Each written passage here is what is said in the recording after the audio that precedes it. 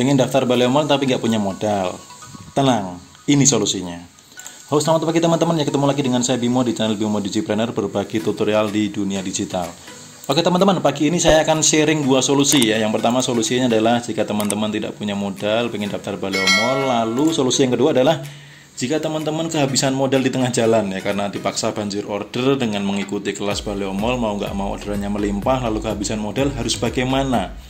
Karena banyak sekali teman-teman yang menanyakan ke saya, kalau misalkan nanti harus membelikan produk dulu ke supplier, terus modal kita habis bagaimana? Nah, ini saya akan sharingkan 2 solusi ini berdasarkan pengalaman pribadi saya ya. Karena asal kita berpikir cerdas, mau kreatif, mau konsultasi dengan mentor, itu selalu ada jalan, selalu ada solusi ya. Jadi fokus saja kepada solusi, tidak usah fokus kepada kendala. Aduh ini, aduh itu, enggak. Tapi saya harus cari tahu kemana, saya harus belajar ke siapa, saya harus tanya ke siapa ya.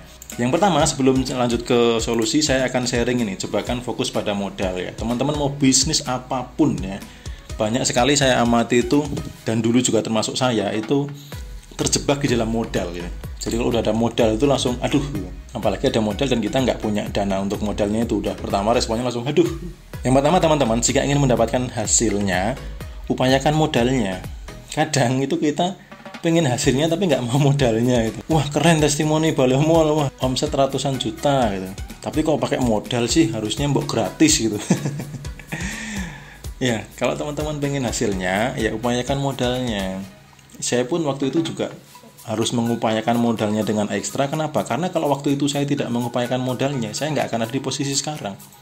Saya nggak akan dapat omset di atas 50 juta, profit puluhan juta, nggak akan dapat. Kalau saya berhenti di, aduh nggak punya modal. Ya, jadi kalau teman-teman pengen hasilnya, upayakan modalnya. Yang kedua, modal itu bukan untuk dipikirkan teman-teman, tapi diupayakan. Nah, banyak sekali teman-teman terjebak, aduh nggak punya modal, aduh modalnya segitu, belum ada tabungan dan bla bla bla bla bla bla. Habis di PHK macam-macam lah, itu masih sekolah bahkan. Modal itu jangan dipikirkan, tapi diupayakan. Harus action supaya dapat modal. Kalau hanya dipikirkan siang, pagi, malam, sore, mau tidur, bangun tidur, nggak akan datang itu modal ya. Diupayakan. Kemudian menyerah di modal sama dengan kehilangan 100% potensi hasil. Jadi waktu saya ada kelas Balai Mall, kalau saya nggak mengupayakan modalnya, waduh, saya nggak akan dapat hasilnya sama sekali ya. Dan nggak tahu sekarang saya penghasilan bulanannya berapa ya kalau nggak ditolong sama materi kelas Balai Mall yang luar biasa ini ya.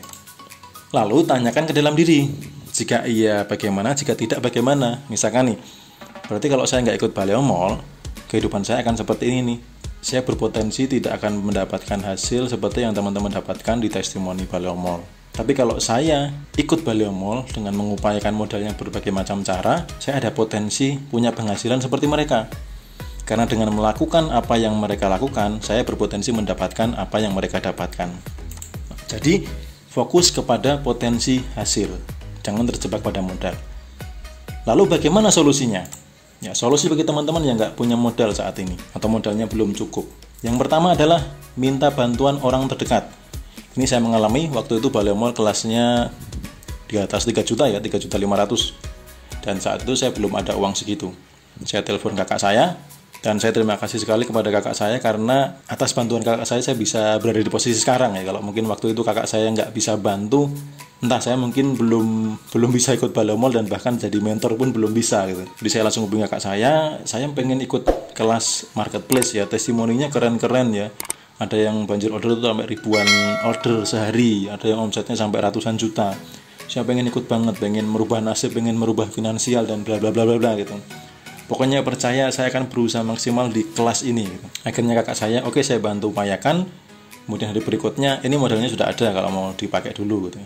Dan akhirnya tidak sampai sebulan saya dapat profit lebih dari 3,5 juta. Lalu saya kembalikan di 1 bulan tepat, saya kembalikan uangnya. Artinya di sini saya tidak mengajari teman-teman untuk berhutang, tetapi minta bantuan ke orang-orang terdekat. Bisa keluarga, bisa saudara, bisa yang lainnya, teman-teman dipercaya enggak oleh siapa gitu ya. Yang kedua, jual barang yang tidak produktif ya. Jadi kalau teman-teman di rumah itu ada barang yang nggak produktif, dijual aja ya. Saya pernah punya pengalaman ini, jual tabung gas LPG. Karena saya punya 2, saya butuh tambahan modal, yang satu ini saya jual. Bahkan barang-barang seperti kayak pakaian bayi yang sudah tidak terpakai tapi masih bagus, terus macam-macam tuh. Sampai pernah juga jual sepeda lipat ya.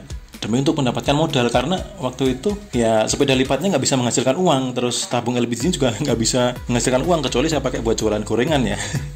Karena tidak produktif artinya barang yang tidak menghasilkan uang, dan kalau misalkan itu ditiadakan dulu tidak masalah, ya sudah kan nanti bisa beli sepeda lipat yang lebih bagus kalau hasilnya sudah maksimal gitu, atau nanti bisa beli tabung LPG lagi. Tapi saya sudah jual keduanya malah sekarang.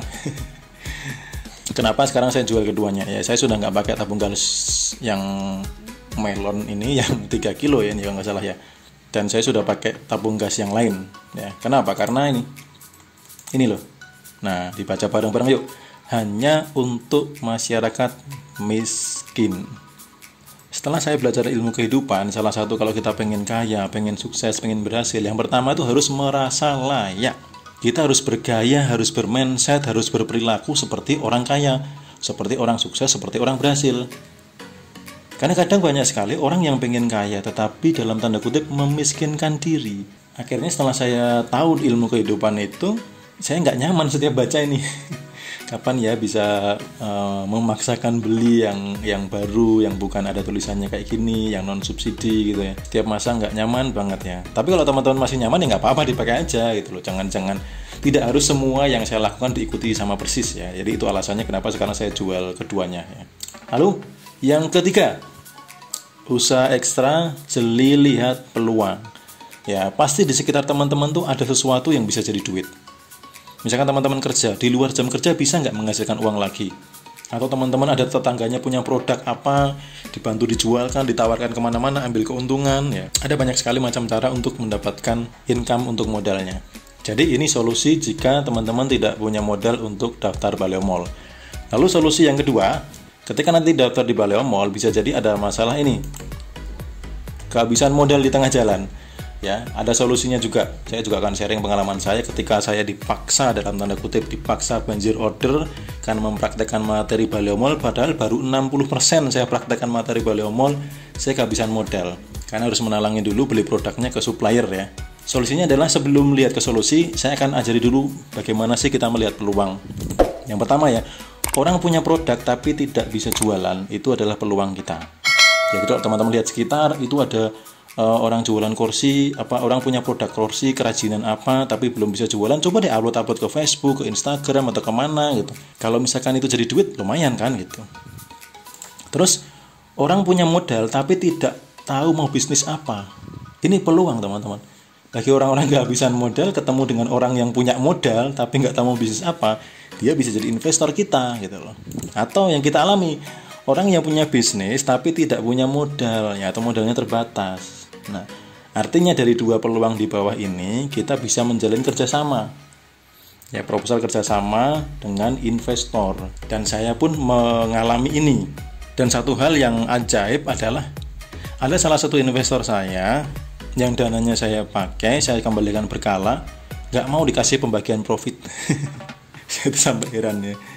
Salah satunya ya lagi-lagi saya harus berterima kasih dengan kakak saya karena dia salah satu teman kakak saya, dan kakak saya sering bantu-bantu. Akhirnya ketika ada kebutuhan dana, itu udah pakai dulu aja, nanti kembalikan aja per bulannya sekian gitu ya.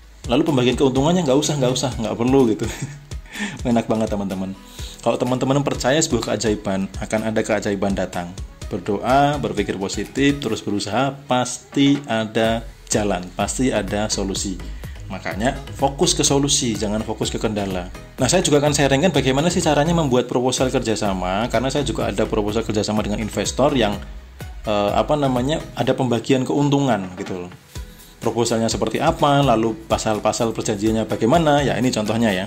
Ini adalah contoh proposalnya, jadi latar belakangnya dengan berkembangnya kemajuan teknologi di era 4.0, ya ini saya membuka toko online, terus tujuannya supaya meningkatkan omset dan profit ya, karena jelaskan ke calon investor baik-baik ya. Jadi kita butuh tambahan kuota modal untuk menerima orderan ketika produk belum sampai. Kemudian nilai investasinya ajukan berapa, pembagian hasilnya, lalu kesepakatannya bagaimana, kemudian pembagian keuntungan, lalu penutup.